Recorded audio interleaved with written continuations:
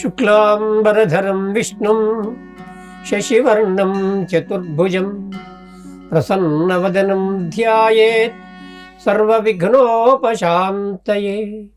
శ్రీమన్మహాగణాధిపతయే నమః.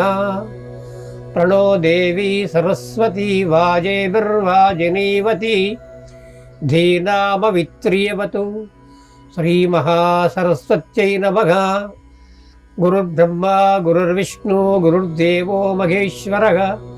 గురుస్సాక్షాత్ పరబ్రహ్మ తస్మై శ్రీ గురవే నమః.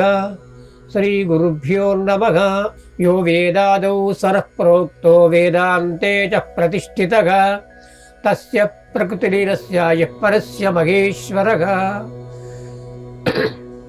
ముందుగా పురప్రముఖులందరికీ కూడా విశ్వావసునామ సంవత్సర శుభాకాంక్షలు. ఈ సంవత్సరం విశ్వావసునామ సంవత్సరం. విశ్వావసు అంటే విరాట్ స్వరూపుడు, విశ్వాన్నే తన ఇంటిగా కలిగినటువంటి వాడు. అటువంటి యొక్క సంవత్సరం ఈ విశ్వావసునామ సంవత్సరం. ఈ రోజున తప్పకుండా ఉగాది నాడు పంచాంగ శ్రవణం చేయాలి. ఎందుకు చేయాలి? శ్రీ కళ్యాణ గుణావకం రిపుహరం దుస్వప్న దోషావకం గంగా స్నాన విశేష పుణ్య ఫలదం గోదాన తుల్యం నృణాం ఆయుర్వద్ధితముత్తమం శుభకరం సంతాన సంపత్ప్రదం నానాకర్మ సుసాధనం సముచితం పంచాంగమాకర్ణ్యతాం. ఈ రోజున పంచాంగం వింటే లక్ష్మి వస్తుంది, శత్రువులు ఉండరు, దుస్వప్నాలు రావు. గంగా స్నానం చేస్తే, గోదానం చేస్తే ఎంత పుణ్యం ఫలుతుందో అంత ఫలితం వస్తుంది. ఆయువు వృద్ధి అవుతుంది. అంతేకాకుండా సంతానం కూడా చాలా చక్కగా ఉంటుంది. అందుకోసమని ఈ రోజున తప్పకుండా పంచాంగ శ్రవణం చేయాలి. విశ్వావసునామ సంవత్సర సూర్య సిద్ధాంత పంచాంగం.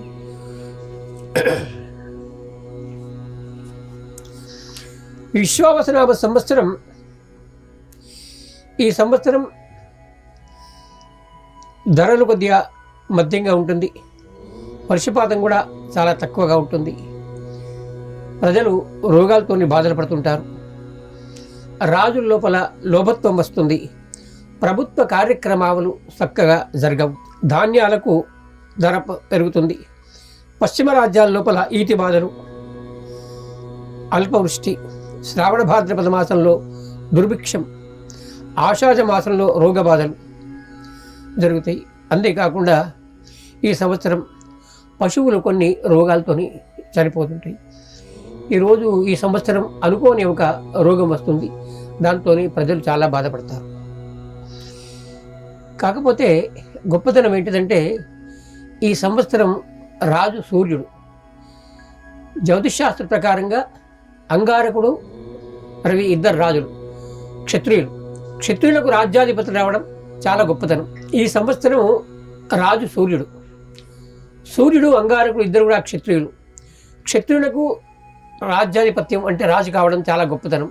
దాంతో ప్రభుత్వాన్ని నడిపేటువంటి శక్తి, సామర్థ్యం, దండన ఎలా ఇవ్వాలి, ఎవరిని శిక్షించాలి, ఎవరిని శిక్షించకూడదు, ఎలా చేయాలి, ప్రభుత్వం ఎలా నడపాలి, అటువంటి ఒక గొప్పతనం రాజుకుంటుంది. కనుక ఈ రాజుకు ఈ సంవత్సరం సూర్యునికి రాజు కనుక ఆ యొక్క గొప్పతనం వస్తుంది. తర్వాత 4 ఆధిపత్యాలు చక్కగా వచ్చినాయి కనుక సమర్థవంతంగా రాజ్యాన్ని నడిపేటువంటి అధికారం వస్తుంది. రాజు, సేనాధిపతి, అర్ఘ్యాధిపతి, మేఘాధిపతి ఈ 4 కూడా వచ్చినాయి కనుక.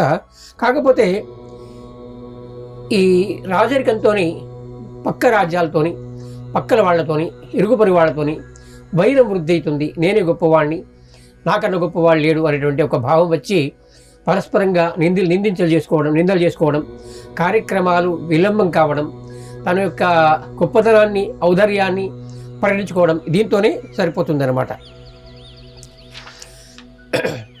ఈ సంవత్సరం రాజు రవి, మంత్రి చంద్రుడు, సేనాధిపతి రవి, సస్యాధిపతి గురువు, ధాన్యాధిపతి అంగారకుడు, రసాధిపతి శని, నీరసాధిపతి చంద్రుడు, అర్ఘ్యాధిపతి రవి, మేఘాధిపతి రవి. ఈ 4 కూడా ఈ సంవత్సరం ఆయనకు వచ్చినాయి అన్నమాట. విశ్వావసునామ సంవత్సరం లోపల భాద్రపద శుద్ధ పౌర్ణమి రోజున మనకు గ్రహణం కలుగుతుంది.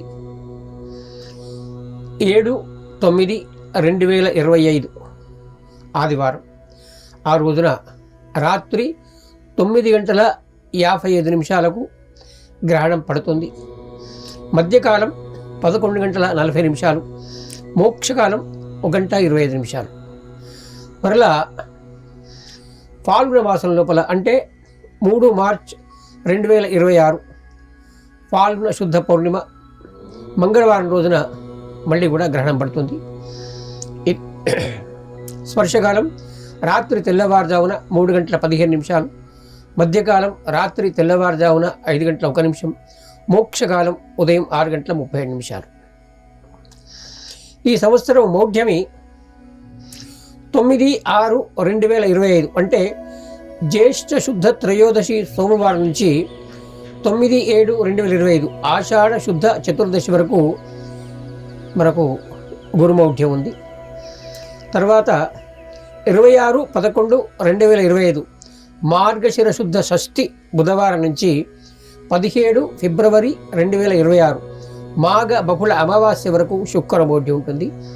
ఈ యొక్క మౌఢ్యకాలం లోపల వివాహ, ఉపనయన, గృహ ప్రవేశాలు చేయకూడదు. ఈ విశ్వావసనామ సంవత్సరం లోపల 14/5/2025 వైశాఖ బహుళ ద్వితీయ బుధవారం సరస్వతీ నది పుష్కరం వస్తుంది. ఈ పుష్కరం రాత్రి 10:35 ప్రారంభమవుతుంది కనుక తెల్లవారు నుంచి మనకు పుష్కర స్నానాలు. ఈ సరస్వతీ నది ఎక్కడైనా సంగమం లోపల గుప్తంగా ఉంటుంది. మనకు దగ్గర లోపల కాళేశ్వరం ఉంది, తర్వాత లేకుంటే ప్రయాగరాజ్లో అక్కడ ఉంది సరస్వతి, లేకుంటే సరస్వతి పుష్కరలో ఉంది. ఈ యొక్క స్థలాల లోపల స్నానదానాలు చేసుకోవచ్చు. విశ్వావసనామ సంవత్సర వైశాఖ శుద్ధ సప్తమి అంటే 4 మే 2025 నుంచి 28/5/2025 జ్యేష్ఠ శుద్ధ ప్రతిపద బుధవారం వరకు వాస్తు కర్తరి.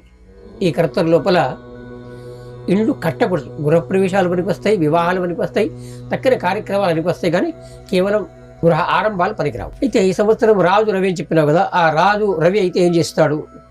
రాజు రవి అయినందువల్ల ప్రజలకు పరస్పర వైరం కలుగుతుంది, మేఘాలు సమవృష్టి కలిగి ఉంటాయి, ప్రజాపాలకులకు శస్త్రభయం కలుగుతుంది, చోర అగ్ని భయాలు కలుగుతాయి అన్నమాట. మంత్రి చంద్రుడైనాడు. చంద్రుడు మంత్రి ఎంత అనుకూలంగా వర్షాలు పడతాయి, సమస్త సస్యాలు కూడా ఫలిస్తాయి, ప్రజలు క్షేమంగా, ఆరోగ్యంగా, సుభిక్షంగా ఉంటారు. సైన్యాధిపతి రవి. రవి సేనాధిపతి అయినందున రాజులకు పరస్పర యుద్ధం, మబ్బులు పడతాయి కానీ వర్షం పడదు, చాలా మబ్బులు వస్తుంటాయి, దాంతో వర్షాలు తక్కువ కురుస్తాయి, ఎర్రధాన్యాలు ఫలిస్తాయి అన్నమాట. సస్యాధిపతి గురువు. సస్యాధిపతి గురువు అయినందుకు గోధుమలు, శనగలు సమృద్ధిగా పడతాయి, పసుపు రంగు నీళ్ళు, ఎర్ర రంగు నీళ్ళు ఫలిస్తాయి. ధాన్యాధిపతి కుజుడు. ఈ సంవత్సరంలో అంగారకుడు ధాన్యాధిపతి అయినందున ములుగు ధాన్యాలు ఫలిస్తాయి, ఎర్ర నీళ్ళు పడతాయి అన్నమాట. అర్ఘ్యాధిపతి రవి. ఈ సంవత్సరం రవి అర్ఘ్యాధిపతి అయిన అన్ని వస్తువులకు ధరలు తగ్గిపోతాయి, స్వల్ప వృష్టి కలుగుతుంది, ప్రజల్లో ఆకలి బాధలు, రాష్ట్రాలకు మధ్య కలహాలు పెరుగుతాయి అన్నమాట. మేఘాధిపతి కూడా రవి అయినాడు కనుక పంటలు స్వల్పంగా పండుతాయి, ఖండవృష్టి కలుగుతుంది, ఎర్ర ధాన్యాలు పండుతాయి. రసాధిపతి శని. ఈ సంవత్సరము రసాధిపతి శని అయినాడు కనుక నూనె, బెల్లము, తేనె మొదలగు రసజాతులకు విలువలు లేకుండా విలువలు పడిపోతాయి అన్నమాట. నీరసాధిపతి బుధుడు. అన్ని రకాల మణులు, మాణిక్యాలు అంటే నవరత్నాలు వివిధిగా చాలా సమృద్ధిగా పడుతాయి అన్నమాట. ఈ సంవత్సరం నీలనామ మేఘం అంటారు. షష్ఠయోజన విస్తీర్ణం శతయోజన ఉన్నతం ఆడగస్య ప్రమాణంతో దేవమానేన గణ్యతే విభాగం దశభాగస్య సముద్రేషు పర్వతేషు చ సప్త చ దౌభాగ భూమి పర్జన్యే స్థిరం అంటే మనకు వర్షాలు తక్కువ పడతాయని చెప్పి దీని యొక్క సూర్యపుత్రుడు యముడు ఈ సంవత్సరం పశునాయకుడైనాడు. అందువల్ల ఈ పశువులకు ధరలు తగ్గుతాయి, అల్పవృష్టి, తర్వాత గడ్డి కానీ, పెరుగు కానీ, పాలు కానీ మనకు తక్కువ లభిస్తాయి. పశువులు రోగంతో చనిపోతాయి. విశ్వావసనామ సంవత్సర జ్యేష్ఠ బహుళ ద్వాదశి 22 జూన్ 2025 భరణి నక్షత్ర సుకర్మ నామయోగ తైతులకరణ తులా లగ్నంలో ఆరుద్ర ప్రవేశమవుతుంది. పగలు ఆరుద్ర ప్రవేశమైతే సస్యనాశనం అవుతుంది, రాత్రి అయితే సస్య సమృద్ధి ఉంటుంది అన్నమాట. మధ్యాహ్నం అవుతుంది కనుక ఈ సంవత్సరం కొద్దిగంత ధరలు అధికంగా ఉండేటువంటి అవకాశం ఉంది. ఆరుద్ర ప్రవేశం ఆదివారం అవుతుంది, దాంతో పశునాశనం. తిథిఫలం ద్వాదశి ఉత్తమంగా ఉంటుంది. నక్షత్రం భరణి శుభంగా ఉంటుంది. యోగం సుకర్మ యోగం వర్షవృద్ధి. కరణఫలం శుభం. ఆరుద్ర ప్రవేశ లగ్నం తులాలగ్నం సువృష్టి అవుతుంది అన్నమాట. ఆరుద్ర ప్రవేశ చంద్రఫలం భరణి చతుష్కం సస్యానుకూలంగా ఉంటుంది అన్నమాట. ఈ సంవత్సరం 14 ఏప్రిల్ 2025 సూర్యోదయాత్ పూర్వం 5 గంటల 6 నిమిషాలకు కర్కాటక రాశి లోపల రవి మేషరాశి లోపల ప్రవేశిస్తున్నాడు. అర్ఘవృద్ధి సోమవారం కావున అతివృష్టి ధరలు అధికంగా ఉంటాయి. ఈ సంవత్సరం లోపల మనకు 14 మే 2025 వరకు వృషభ రాశి లోపల బృహస్పతి ఉంటాడు. తదుపరి వత్సరాంతం మిథున రాశిలో ప్రవేశిస్తాడు. విశ్వావసనామ సంవత్సర బహుళ విధియ బుధవారం 14/5/2025 రాత్రి 12 గంటల 5 నిమిషాలకు బృహస్పతి మిథున రాశిలో ప్రవేశిస్తాడు. ఈ ప్రవేశం వల్ల బృహస్పతి మిథున రాశిలో ఉంటే రాజుల మధ్యలో యుద్ధాలు కలుగుతాయి, శస్త్రబాధలు కలుగుతాయి, అక్కడక్కడ వర్షాలు కురుస్తాయి, రాజుల లోపల కలహాలు కలుగుతాయి అన్నమాట. బార్హస్పత్యమానం ప్రకారంగా దీన్ని పింగళనామ సంవత్సరం అంటారు. ఈ పింగళనామ సంవత్సరం శుభంగానే ఉంటుంది.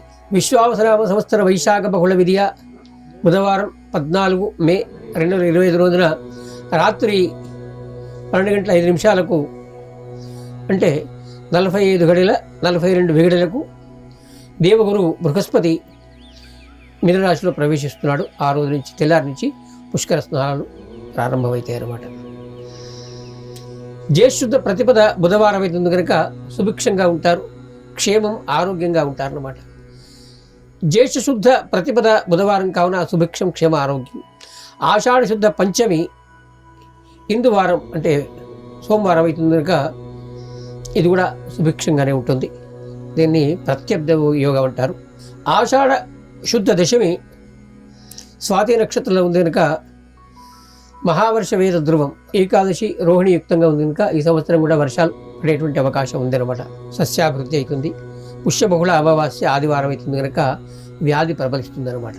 విశ్వావసనామ సంవత్సర మకర సంక్రాంతి అస్మిన్ వర్షే విశ్వావసనామ సంవత్సరే పుష్యబహుళ ఏకాదశి తత్కాల ద్వాదశి సౌమ్యవాసరే అనురాధ నక్షత్ర వృద్ధినామయోగ కౌరవకరణ సింహలగ్నే ఘట్యా 35-22 సమయం లోపల భాను అర్క రాశి మకర రాశి ప్రవేశ అంటే 14/1/2026 బుధవారం రాత్రి 8 గంటల 59 నిమిషాలకు రవి మకర రాశిలో ప్రవేశిస్తున్నాడు కనుక ఆనాడు ఉత్తరాయణ పుణ్యకాలం. తెల్లారి నుంచే నోములు కానీ వ్రతాలు కానీ చేసుకోవచ్చు. ఎందుకంటే రాత్రి ప్రవేశం అయితే తెల్లవారు చేసుకోవాలని చెప్పి ఒక శాస్త్ర ప్రమాణం ఉంది. బుధవారం అవుతుంది కనుక మంద నివాసం రాజనాశనం, స్నానఫలం శుభం, వస్త్రధారణ యుద్ధ భయం, గంధం శుభఫలం, పుష్పం పగడ పుష్పం కనుక ఆకలి బాధలవుతుంది, ఆభరణం వెండి కనుక ధరలు పెరుగుతాయి, తినేటువంటి పాత్ర రాగి పాత్ర కనుక లోహాలు నశిస్తాయి,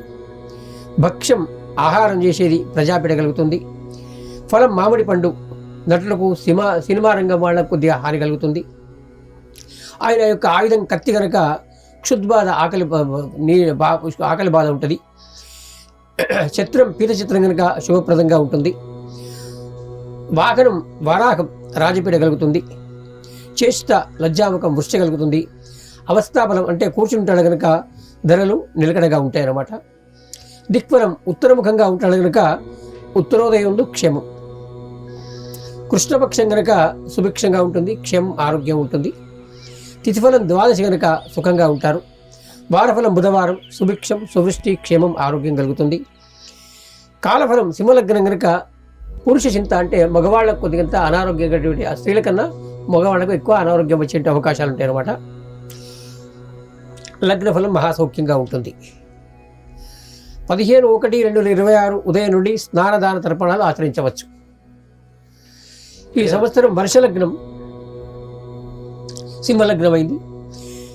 లగ్నాధిపతి రవి అష్టమంలో ఉన్నాడు. అష్టమం అంటే ఆరోగ్య బాధలు, రోగ బాధలు. ద్వితీయ లాభాధిపతి నీచంలో ఉన్నాడు కనుక ఆదాయం వ్యయం సమంగా ఉంటాయి. తృతీయాధిపతి దశమంలో ఉన్నాడు కనుక శుక్రుడు అష్టమంలో ఉన్నాడు కనుక నీచలో ఉన్నందున కొత్త పరిస్థితులు వస్తాయి కానీ ప్రారంభం కావు. చతుష్ట భాగ్యాధిపతి కుదురు అంగారకుడు లాభస్థానంలో ఉన్నందున పరిశ్రమలు, అన్ని వ్యాపారాలు పరిశ్రమలు కూడా వ్యాపార దృక్పథంలో కలుస్తాయి. ప్రజలకు సేవ కోసం కాకుండా వాళ్ళ సంపాదన కోసం మాత్రమే కలుస్తాయి అన్నమాట. పంచమ అష్టమాధిపతి బృహస్పతి శత్రుక్షేత్రంలో ఉన్నందున విద్యా సంస్థలు బాగుగా నడవవు. విద్యా సంస్థలకు ఆటంకం కలుగుతుంది. విద్యార్థులకు కష్టాలు అవుతుంటాయి. ఈ బళ్ళు ఇది మూసిపోవడం, అది మూయవడం, విద్యార్థులకు రావాల్సినటువంటి డబ్బులు రాకపోవడం, ఇటువంటివి అయ్యేటువంటి అవకాశం ఎక్కువ ఉంటుంది అనమాట. షష్ఠ సప్తమాధిపతి శని స్వక్షేత్రంలో ఉన్నందున భార్యాభర్తలు అనురాగంగా ఉంటారు. చంద్రుడు అష్టమంలో ఉన్నందున అధిక వ్యయాలు, అనవసర వ్యయాలు కలుగుతాయి. జగల్లగ్నం ఈ ప్రపంచంలో స్త్రీ యొక్క పెత్తనం పెరుగుతుంది. అన్ని పనులు అలంకారప్రాయంగానే, అంటే ప్రారంభం చేయాలి అని మాత్రమే చేస్తారు కానీ ఏది కూడా పూర్తి కాదనమాట. దేశాధిపతులు నిర్మోహమాటంగా మేము ఈ పని చేస్తాము, ఈ పని చేయము, మా దగ్గర మీరు రావద్దు, మీరు రావాలి అనేటువంటి మాటలు చెప్పి మన యొక్క ప్రజలను చాలా కష్టపెడుతుంటారు. వ్యాపార సంస్థలు కొన్ని ప్రజల ముంచి పారిపోతుంటారు. ఉద్యోగస్తులు చాలా కష్టపడుతుంటారు. యంత్రాగారు, సైనిక బలం వృధాగా వీళ్లకు చాలా అనవసరంగా వ్యయం ఎక్కువ పెరిగిపోతుంటుంది. కొత్త కొత్త రోగాలు వస్తుంటాయి అన్నమాట. భూకంపాలు, సునామీలు వచ్చేటువంటి అవకాశం ఉందన్నమాట. మిత్రదేశాల వల్ల కష్ట నష్టాలు కలుగుతాయి. వాళ్ళకేదో కష్టం వచ్చిందని చెప్పి మనం వాళ్ళని ఆదుకోవడం, దానివల్ల మనకు ఖర్చులు పెరగడం, దానివల్ల మనకు మాటలు రావడం, మన యొక్క ప్రాంతంలో కొట్లాట కావడం, ఇటువంటి వచ్చేటువంటి అవకాశం ఉంటాయన్నమాట. దేశాల మధ్య స్నేహభావం పోయి వైరభావం పెరుగుతుంది. యుద్ధ వాతావరణం ఏర్పడుతుంది. యుద్ధం కాదు కానీ యుద్ధ వాతావరణం ఏర్పడుతుంది. ఈ నక్షత్రం ఈ సంవత్సరం మనకు కార్తెలు. ఆరుద్ర 22/6/2022 ఆదివారం 2:40 మూషిక వాహనంలో మనకు ప్రవేశమవుతుంది. దాంతో వర్షాలు కొద్దిగా పడవు. వృషిర ప్రవేశం మనకు 8/6/2025 ఆదివారం మండూకంలో అవుతుంది. అంటే మండూకం అంటే మనకు జల వాహనమే, కాకపోతే దాంతో వాయువు ఎక్కువ ఉంటుందన్నమాట. ఈ సంవత్సరం మగ కార్తె రోహిణి నక్షత్రంలో మేషవాహనంలో ప్రవేశం కనుక వృష్టి బాగా పడుతుంది. పూర్వఫలములు కూడా మహిషవాహనం కనుక వృష్టి కలుగుతుంది. ఉత్తర కార్తె కూడా అశ్వవాహనం కనుక మనకు వృష్టి కలుగుతుంది. హస్తాకార్తెలో మనకు దాహకం అంటే నెమలిగాన వర్షాలు పడవు. చిత్తాకార్తె లోపల మనకు వృష్టి కలుగుతుంది. స్వాతిలో వృష్టి పడుతుంది. విశాఖ లోపల మనకు వృష్టి పడుతుంది. అనురాధ నక్షత్రంలో కూడా అనురాధ కార్తె కూడా మనకు ఏనుగు కనుక సువృష్టి కలుగుతుంది అనమాట. జ్యేష్ఠ నుంచి మనకు కొద్దిగా పూర్తిగా వర్షాలు తగ్గిపోతాయి. మళ్ళీ మనకు 29/12/2025 అప్పుడు గజవాహనం కనుక వృష్టి పడుతుంది. కానీ అప్పుడు మనకు ఏంటంటే ఈ ఏమైనా వాతావరణ మార్పుల వల్ల దాంతో కొద్దిగా వాతావరణం వస్తాయి కదా, దాంతో మనకు కష్టాలు వర్షాలు పడతాయి. తుఫాన్ రావడం వల్ల వర్షాలు పడేటువంటి అవకాశం ఉందన్నమాట. తర్వాత మళ్ళీ మనకు ధనిష్ట కార్తె అంటే ఫిబ్రవరిలో కూడా అకాలంగా వర్షాలు పడతాయి అన్నమాట. మళ్ళీ మార్చిలో కూడా అకాలంగా వర్షాలు పడతాయి. ఈ విధంగా మనకు కార్తెల యొక్క ఫలం. ఒక మాట ఏంటిదంటే చాలామంది రేపు గ్రహణం ఉంది అంటున్నారు. ఈ గ్రహణం భారతదేశంలో లేదు, భారతదేశంలో కనబడదు కనుక మనం పాటించవలసిన అవసరం లేదు. అమెరికాలో మాత్రమే ఉంది. అమెరికా వాళ్ళు పాటిస్తారు. ఏదైతే మనకు కనబడదో దాన్ని మనం పాటించం. అందుకోసమని గ్రహణం ఉందా లేదా లేదు. కాకపోతే ఈ సంవత్సరం మనకు సంవత్సర ఆరంభంలోనే షష్టగ్రహ కూటం ఏర్పడుతుంది. ఈ షష్టగ్రహ కూటం వల్ల అది మీనరాశిలో ఉంటుందన్నమాట. మీనరాశిలో ఉన్నటువంటి వాళ్లకు శని మీనరాశిలో ప్రవేశమవుతున్నాడు కనుక ఈ మేషరాశి వాళ్ళకు కానీ, కుంభరాశి వాళ్ళకు కానీ, ధనురాశి వాళ్ళకు కానీ, సింహరాశి వాళ్ళకు కానీ వీళ్లకు చతుర్థ, ద్వితీయ, అష్టమ జన్మస్థానాల్లో ఉంటాడు కనుక వాళ్ళు ఈ శని కోసమని దాన ధర్మాలు చేసుకోవడం మంచిది. ఎవరైనా లేకుంటే వాళ్ళ ఇష్టద విధాన్ని రోజు ఒక 108 సార్లు ఓ నమ శివాయ, ఓ నమో భగవతి వాసుదేవాయ, శ్రీమాత్రే నమః ఏ మంత్రాన్నైనా మీరు జపం చేసుకుంటే ఆ యొక్క బాధ తప్పుతుంది. మీరు చాలా వరకు ప్రయత్నం చేసి ఆ రోజున శనికి దానం ఇచ్చే ప్రయత్నం చేయండి. నల్లబట్ట, నువ్వులు, బెల్లము, నూనె, లోకపాత్ర, దీనికి ప్రమాణం లేదు, మీ శక్తి కొద్దీ దానం ఇచ్చుకోవచ్చు. దీంతో మనకేంటంటే గ్రహ ప్రవేశంలో ఏదైతే దానం చేస్తావో అది ఆ యొక్క గ్రహం ఉన్న రోజుల దాకా వాడు సంతృప్తి పడతాడు. శని ఒక రాశిలో 2 సంవత్సరాలు 6 మాసాలు అంటే 30 మాసాలు ఉంటాడు కనుక ఈ 30 మాసాలు మనకు కష్టంగా ఉండద్దంటే ఈ యొక్క రాశిలో వాళ్ళు మీరు దాన ధర్మాలు చేసుకోవడం మంచిది. మీనరాశి వాళ్ళు, మేషరాశి వాళ్ళు, సింహరాశి వాళ్ళు, ధనురాశి వాళ్ళు, కుంభరాశి వాళ్ళు వీళ్ళు చేసుకోవడం వల్ల మీకు కష్ట నష్టాలు కలగవు. ఈ యొక్క షష్టగ్రహకూటం కేవలం 1.5 రోజులు ఉంటుంది. తర్వాత 13వ తారీఖు వరకు పంచగ్రహకూటం ఉంటుంది. తర్వాత మామూలు అన్ని గ్రహాలు కలిసిపోతుంటాయి అనమాట. ఈ షష్టగ్రహకూటంలో కానీ లేకుంటే పంచగ్రహకూట పర్యంతం అంటే 13వ తారీఖు వరకు కూడా మీరు దాన ధర్మాలు జపహోమాలు చేసుకోవచ్చు. విశ్వావసనామ సంవత్సర ఆదాయ కందాయాలు అంటే ఒక్కొక్క నక్షత్రానికి 3 ఉంటాయి అన్నమాట. ప్రథమ, ద్వితీయ, తృతీయ. ఒక కందాయం 4 మాసాల దాకా ఉంటుంది. ఎప్పుడైతే పూజ అంటే 0 వస్తుందో ఆ 4 మాసాలు కొద్దిగా ధైర్యంగా ఉండాలి. పూజ లేకుంటే తర్వాత బాగుంటుంది. అందుకోసమని అశ్విని నక్షత్రం వాళ్లకు మధ్యలో పూజ ఉంది అంటే చైత్రం, వైశాఖం, జ్యేష్ఠం, ఆషాఢం దాకా బాగుంటుంది. శ్రావణం నుంచి 4 మాసాలు మీరు కొద్దిగా భగవద్ధ్యానం చేసుకోవడం మంచిది. భరణి నక్షత్రం వాళ్లకు పూజ లేదు, కృత్తిక పూజ లేదు. రోహిణి నక్షత్రం వాళ్లకు ఆది మధ్యలో పూజ ఉన్నాయి కనుక వాళ్ళు కొద్దిగా భగవద్ధ్యానం చేసుకోవాలి.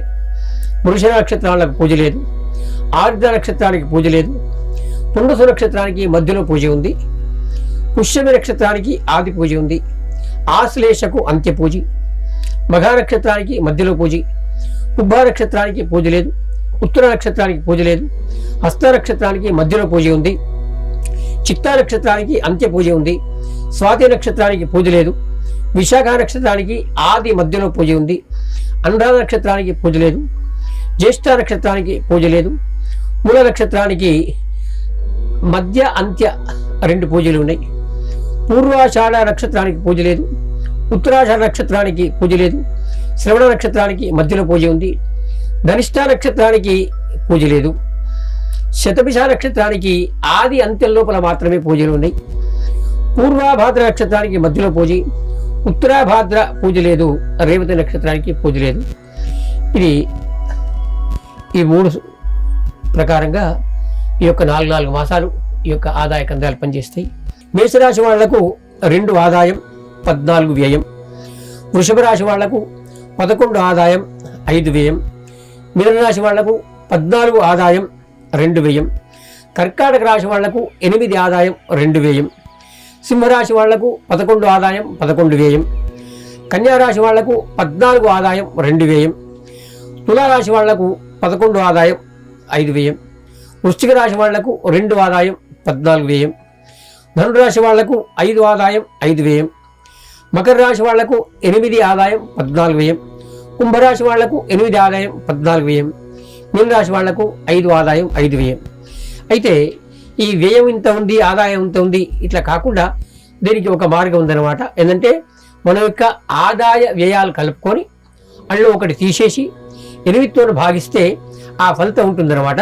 ఆ ఫలితం ప్రకారంగా మేషరాశి వాళ్లకు, వృశ్చిక రాశి వాళ్లకు 7 వస్తుంది కనుక విజయం, వృషభ తులరాశి వాళ్లకు కూడా విజయమే ఉంది, మిథున కన్యరాశి వాళ్లకు విజయం ఉంది, కర్కాటక రాశి వాళ్లకు లాభం ఉంది, సింహరాశి వాళ్లకు అపవాదం, ధనురాశి వాళ్లకు లాభం ఉంది, మకర కుంభ రాశి వాళ్లకు అపవాదం ఉంది, మీనరాశి వాళ్లకు లాభం ఉంది అనమాట. ఈ విధంగా మనం 1 లాభం, 2 సౌఖ్యం, 3 క్లేశం, 4 రోగవృద్ధి, 5 లోకోపకారం, లోకోపవాదం, 6 సన్మానం, 7 విజయం, 0 హాని. ఈ విధంగా మనం లెక్క చేసుకోవచ్చు. ఇట్లా కూడా చూసుకోవచ్చు అనమాట. రాజపూజ్య, రాజ్య అవమానాలు అంటే మనల్ని ఎంతమంది గౌరవిస్తారు, ఎంతమంది అవమానిస్తారు. మేషరాశి వాళ్లకు 5 పూజ్యం, 7 అవమానం, వృషభ రాశి వాళ్లకు పూజ్యం లేదు, 3 అవమానం. మిథున రాశి వాళ్లకు 4 పూజ్యం, 3 అవమానం. కర్కాటక రాశి వాళ్లకు 7 పూజ్యం, 3 అవమానం. సింహరాశి వాళ్లకు 3 పూజ్యం, 6 అవమానం. కన్యారాశి వాళ్లకు 6 పూజ్యం, 3 అవమానం. తులారాశి వాళ్లకు 2 పూజ్యం, 2 అవమానం. వృశ్చిక రాశి వాళ్లకు 5 పూజ్యం, 2 అవమానం. ధనురాశి వాళ్లకు 1 పూజ్యం, 5 అవమానం. మకర రాశి వాళ్లకు 4 పూజ్యం, 5 అవమానం. కుంభరాశి వాళ్లకు 7 పూజ్యం, 5 అవమానం. మీనరాశి వాళ్లకు 3 పూజ్యం, 1 అవమానం. ఈ విధంగా రాజపూజ్యాలు మనం ఇక్కడ పోతే ఎట్లా చూసుకోవాలి, ఎవరితో ఎట్లా మాట్లాడాలి, చూసుకొని మాట్లాడుతుంటే మనకు ఇటువంటి ఒక ఫలితాలు కాకుండా ఉంటాయి అన్నమాట. ఈ సంవత్సరం యొక్క ముఖ్య పండుగలన్నీ ఒకసారి మీకు నేను చదువుతాను, అందరు వినండి. నూతన సంవత్సరం 30 మార్చ్ ఆనాడు సంవత్సరాది. 1వ తారీఖు నాడు డోలా గౌరీ వ్రతం. 2వ తారీఖు నాడు మత్స్య జయంతి, లక్ష్మీ పంచమి అంటారు. 6వ తారీఖు నాడు సర్వేషాం శ్రీరామనవమి. సర్వేషాం ఎందుకంటే వీళ్ళు 2 ఉంటాయి అనమాట, వైష్ణవానాం స్మార్తానాం, అలా కాకుండా 2 కూడా సర్వేషాం శ్రీరామం అవుతుంది. 8వ తారీఖు నాడు సర్వేషాం ఏకాదశి. 10వ తారీఖు నాడు మహావీర్ జయంతి. 12వ తారీఖు నాడు హనుమత్ విజయోత్సవం. 13వ తారీఖు నాడు మేష సంక్రమం అవుతుంది. 16వ తారీఖు నాడు సంకష్టహర చతుర్థి, చంద్రోదయం రాత్రి 9:03. 24వ తారీఖు నాడు సర్వేషాం ఏకాదశి. 26 మాస శివరాత్రి. 27 ఏప్రిల్ భరణి కార్తె ప్రారంభం. 29 ఏప్రిల్ నాడు పరశురామ జయంతి. 30 ఏప్రిల్ నాడు అక్షయ తృతీయ, డోలా గౌరీ వ్రతం. మళ్ళీ మే 2వ తారీఖు నాడు శంకరాచార్య జయంతి, అలాగే రామానుజ జయంతి. 4వ తారీఖు నాడు వాస్తుకర్తరి ప్రారంభం. 7వ తారీఖు నాడు వాసవి కన్యకామాత జయంతి. 8వ తారీఖు నాడు సర్వేషాం ఏకాదశి. 10వ తారీఖు నాడు స్మార్తానాం నృసింహ జయంతి. 11వ తారీఖు నాడు వాళ్ళకు అంటే వైష్ణవానాం నృసింహ జయంతి అనమాట. 12వ తారీఖు పౌర్ణిమ. 14వ తారీఖు నాడు మనకు సరస్వతీ నది పుష్కరాలు ప్రారంభమవుతుంది. రాత్రి కనుక తెల్లవారి నుంచి మనకు ఆచరణలో ఉంటుంది. 16వ తారీఖు నాడు సంకష్టహర చతుర్థి, చంద్రోదయం రాత్రి 9:51. 22వ తారీఖు నాడు హనుమత్ జయంతి. 23వ తారీఖు నాడు సర్వేషాం ఏకాదశి. 20వ తారీఖు నాడు మహాశివరాత్రి. 28వ తారీఖు నాడు వాస్తుకర్తరి త్యాగ. 9 జూన్ నాడు సర్వేషాం ఏకాదశి, దాన్ని మంజుల ఏకాదశి అంటారు. 7వ తారీఖు నాడు మధ్య ఏకాదశి. 8వ తారీఖు నాడు మృగశిర కార్తె ప్రారంభమవుతుంది. 9 మే గురుమౌఢ్యం ప్రారంభమవుతుంది. 14వ తారీఖు నాడు మళ్ళీ సంకష్టహర చతుర్థి, చంద్రోదయం రాత్రి 9:12. 22వ తారీఖు నాడు ఆర్ద్ర కార్తె ప్రారంభమవుతుంది. 23వ తారీఖు నాడు 23 జూన్ నాడు మహాశివరాత్రి. 27వ తారీఖు నాడు జగన్నాథ రథయాత్ర. జూలై 6వ తారీఖు నాడు సర్వేషాం ఏకాదశి, దీన్ని తొలి ఏకాదశి అంటారు. 9వ తారీఖు నాడు గురుమౌఢ్యమి సమాప్తమవుతుంది. 13వ తారీఖు నాడు సికింద్రాబాద్ మహంకాళి జాతర. 14వ తారీఖు నాడు సంకష్టహర చతుర్థి, చంద్రోదయం రాత్రి 10:07. 16వ తారీఖు నాడు కర్కాటక సంక్రమణం ప్రారంభమవుతుంది. అది తెల్లవారుజామున 5:30 అంటే ఆ రోజు నుంచి మనకు కర్కాటక సంక్రమణం ప్రారంభం. దక్షిణాయన పుణ్యకాలం 15వ తారీఖు నుంచి మనకు. 21వ తారీఖు నాడు 21 జూలై నాడు సర్వేషాం ఏకాదశి. 23 నాడు మహాశివరాత్రి. 24 నాడు చుక్కల అమావాస్య. 20వ తారీఖు నాడు నాగచవితి. 9 ఆగస్టు నాడు వరలక్ష్మి వ్రతం. 8 ఆగస్టు నాడు వరలక్ష్మి వ్రతం. 9వ తారీఖున ఋగ్వేద యజుర్వేద ఉపాకర్మ, అంటే మనం రాఖీ పౌర్ణిమ ఆనాడే మన దంద్యాలు వేసుకోవడం, రాఖీలు కట్టుకోవడం. 12 ఆగస్టు నాడు సంకష్టహర చతుర్థి, చంద్రోదయం రాత్రి 9:11. 16వ తారీఖు నాడు స్మార్తానాం కృష్ణాష్టమి, వైష్ణవులకు కాదు. 17వ తారీఖు నాడు సింహ సంక్రమణం, ఎందుకంటే వాళ్ళు సింహ సంక్రమణం రాంది, వాళ్ళు గోకులాష్టమి చేయరు కనుక. 19వ తారీఖు నాడు సర్వేషాం ఏకాదశి. 21వ తారీఖు నాడు మహాశివరాత్రి. 23వ తారీఖు నాడు పులాల అమావాస్య. 26వ తారీఖు నాడు షోడశమహ అంటే హరితాళిక వ్రతం. 27 ఆగస్టు నాడు వినాయక చతుర్థి. 28 ఆగస్టు ఋషి పంచమి. మళ్ళీ సెప్టెంబర్ లోపల 3వ తారీఖు నాడు సర్వేషాం ఏకాదశి. 6వ తారీఖు నాడు అనంత వ్రతం, ఆనాడు మనకు గణపతి నిమజ్జన. 8వ తారీఖు నుంచి మహాలయ పక్షారంభాలు, భాద్రపద మాసంలో పితృపక్షాలు ప్రారంభమైంది. 10 సెప్టెంబర్ నాడు మళ్ళీ సంకష్టహర చతుర్థి, చంద్రోదయం రాత్రి 7:41. 17వ తారీఖు నాడు వైష్ణవానాం గోకులాష్టమి, మనమేమో కృష్ణాష్టమి అంటారు, వాళ్ళు గోకులాష్టమి. ఎందుకంటే సింహ సంక్రమణం వచ్చిన తర్వాత వాళ్ళు ఆచరిస్తారు కనుక అది గోకులాష్టమి వాళ్ళకు. 17వ తారీఖు నాడు సర్వేషాం ఏకాదశి. 21వ తారీఖు నాడు మహాలయ అమావాస్య. 22వ తారీఖు నుంచి మనకు శరన్నవరత్నాలు ప్రారంభమవుతుంది. ఆ రోజు బతుకమ్మ పండుగ కూడా ప్రారంభమవుతుంది. 26వ తారీఖు నాడు ఉపాంగలయిత. 29వ తారీఖు నాడు త్రిరాత్ర కలశ పూజ అంటే మూల నక్షత్రం సరస్వతి పూజ ప్రారంభం. 30వ తారీఖు నాడు దుర్గాష్టమి బతుకమ్మ పండుగ, సద్దుల బతుకమ్మ. 1వ తారీఖు నాడు 1 అక్టోబర్ నాడు మహర్నవమి. 2 అక్టోబర్ నాడు గాంధీ జయంతి, విజయదశమి, దసరా పండుగ. 3 అక్టోబర్ నాడు సర్వేషాం ఏకాదశి. 6 అక్టోబర్ కోజాగిరి వ్రతం. 7 అక్టోబర్ శరత్ పూర్ణిమ. 10 అక్టోబర్ నాడు సంకష్టహర చతుర్థి, చంద్రోదయం రాత్రి 9:15. 17వ తారీఖు నాడు సర్వేషాం ఏకాదశి. ఆనాడు తులా సంక్రమణం ప్రారంభమవుతుంది అనమాట. 19వ తారీఖు నాడు మహాశివరాత్రి. నరక చతుర్దశి స్నానాలు తెల్లవారితే సోమవారవనంగా చేయాలన్నమాట. 20వ తారీఖు నాడు దీపావళి, ధనలక్ష్మి పూజలు. 21 కేదారేశ్వర వ్రతం. 22వ తారీఖు నాడు బలి ప్రతిపద, ఆకాశ దీప వ్రతారంభం. 23వ తారీఖు నాడు భగిని హస్త భోజనం. 25వ నాడు నాగ చతుర్థి. మళ్ళీ 1 నవంబర్ నాడు స్మార్త వైష్ణవానాం ఏకాదశి అంటే మధ్వలకు కాదన్నమాట. 2వ తారీఖు నాడు మధ్వ ఏకాదశి, అలానే చిలుకు ద్వాదశి, తులసి వ్రతం కూడా చేస్తారనమాట. 5వ తారీఖు నాడు పౌర్ణిమ. 8వ తారీఖు నాడు అంటే 8 నవంబర్ నాడు మళ్ళీ సంకష్టహర చతుర్థి, చంద్రోదయం రాత్రి 8:10. 17వ తారీఖు నాడు సర్వేషాం ఏకాదశి. 18వ తారీఖు నాడు మహాశివరాత్రి. 20వ తారీఖు నాడు సుబ్రహ్మణ్య షష్ఠి, శుక్రమౌఢ్యమి ప్రారంభం. ఆనాడు సంధి శుక్రమౌఢ్యం వస్తుంది. డిసెంబర్ 1వ తారీఖు నాడు గీతా జయంతి, సర్వేషాం ఏకాదశి. 4వ తారీఖు నాడు దత్తాత్రేయ జయంతి. 8 డిసెంబర్ నాడు సంకష్టహర చతుర్థి, చంద్రోదయం రాత్రి 9:01. 12వ తారీఖు నాడు కాలభైరవాష్టమి. 15 సర్వేషాం ఏకాదశి, ధనుస్ సంక్రమణం ప్రారంభమవుతుంది, ధనుర్మాసం. 30వ తారీఖు నాడు సర్వేషాం వైకుంఠ ఏకాదశి అంటే మళ్ళీ స్మార్త వైష్ణవ ఏం లేదు. 3వ తారీఖు నాడు ఆర్ద్రోత్సవం అవుతుంది. 6వ తారీఖు నాడు సంకష్టహర చతుర్థి, చంద్రోదయం రాత్రి 9:10. 14వ తారీఖు నాడు సర్వేషాం ఏకాదశి, ఆనాడే భోగి పండుగ, మకర సంక్రమణం. రాత్రి ప్రవేశం అవుతుంది కదా, తెల్లారి నుంచి సంక్రమణం కావాల్సినటువంటి దాన ధర్మాలు, జపహోమాలు చేసుకోవచ్చు. 15వ తారీఖు నాడు సంక్రమణ పండుగ, ఉత్తరాయణ పుణ్యకాలం. 16వ తారీఖు నాడు కనుమ. 17వ తారీఖు నాడు మహాశివరాత్రి. 23వ తారీఖు నాడు వసంత పంచమి, దాన్ని శ్రీ పంచమి కూడా అంటారు. 25 నాడు రథసప్తమి. 27 మధ్వాష్టమి. 29 సర్వేషాం ఏకాదశి. 5 ఫిబ్రవరి నాడు సంకష్టహర చతుర్థి, చంద్రోదయం రాత్రి 9:20. ఆనాడు కుంభ సంక్రమణం. 15వ తారీఖు నాడు మహాశివరాత్రి. 17 శుక్రమౌఢ్యమి సమాప్తము. 27 సర్వేషాం ఏకాదశి.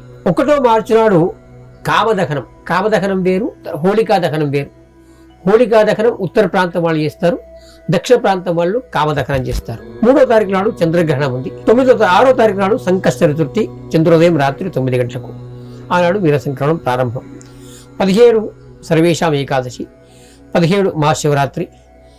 తర్వాత మళ్ళీ పరాభవ నవ సంవత్సరం. ఈ విధంగా మనకు ఈ సంవత్సరం మొత్తం పండుగలు. ఈ సంవత్సరం ఏ రాశి వాళ్లకు ఏ విధంగా ఉంటుంది సంక్షిప్తంగా చెప్తాను. మేషరాశి వాళ్లకు 14/5/2025 వరకు 2వ స్థానం లోపల బృహస్పతి ఉంటాడు, చాలా బాగుంటాడు. దాని తర్వాత నుంచి 3వ రాశి లోపల మనకు వస్త్రాంతం ఉంటాడు కనుక 3వ రాశి లోపల బృహస్పతి అంత మంచివాడు కాదు. 15/5/2025 నుంచి వస్త్రాంతం 3వ స్థానంలో ఉంటాడు. దాంతో కొద్దిగా శ్రమ, బంధు విరోధం, శరీర బాధ.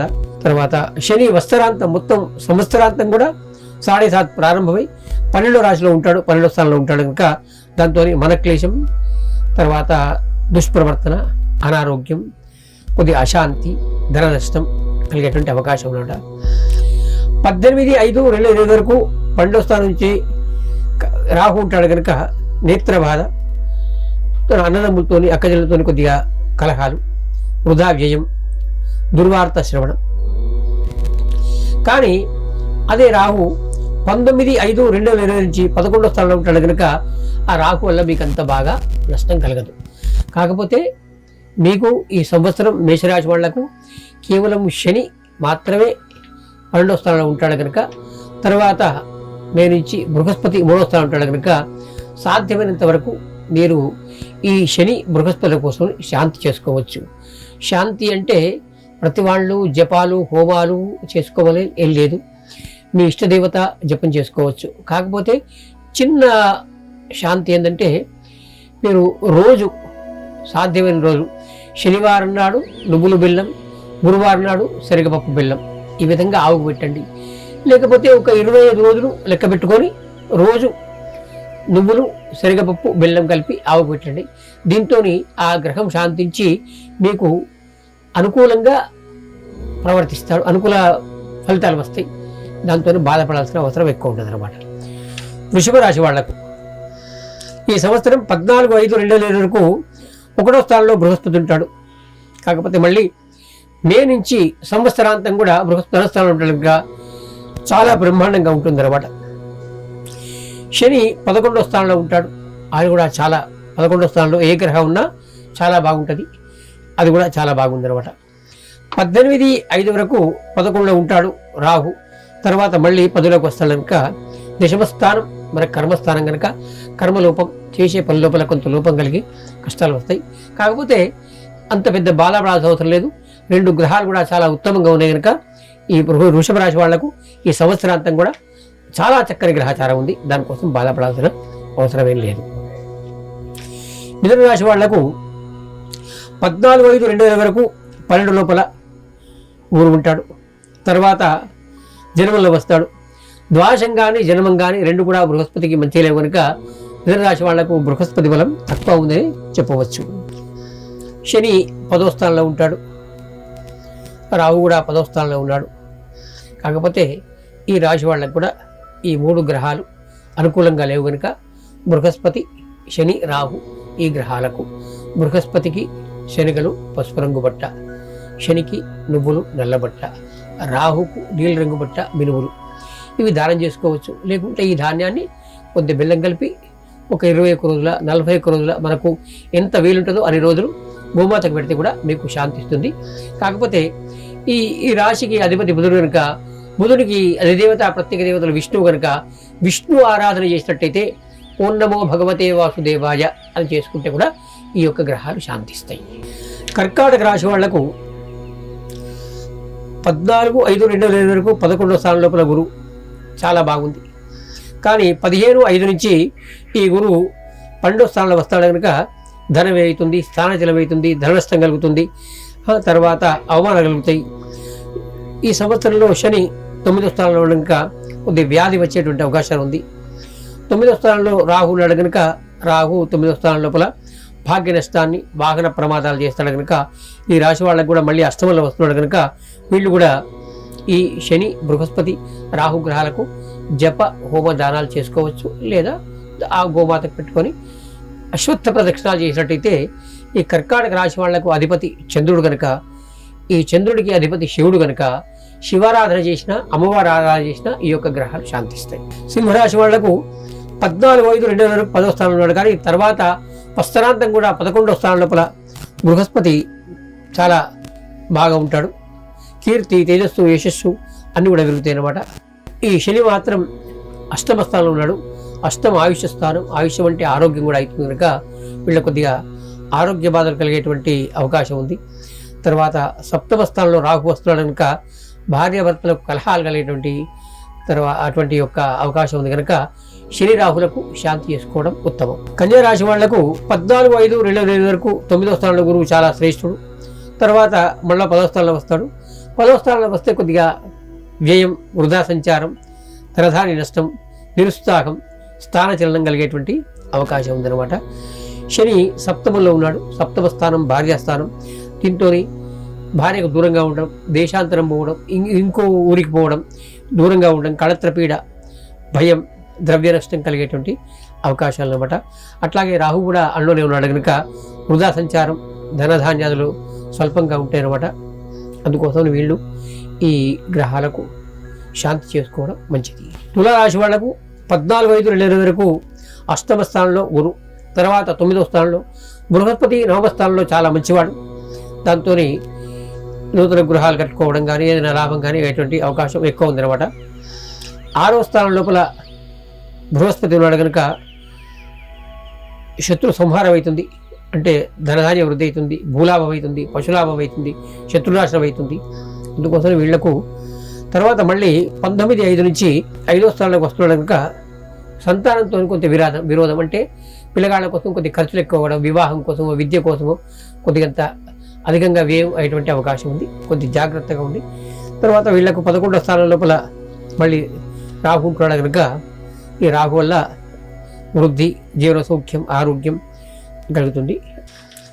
వృశ్చిక రాశి వాళ్లకు 14/5/2020 వరకు 7వ స్థానం లోపల కుటుంబ సౌఖ్యం గురువు ఉంటాడు.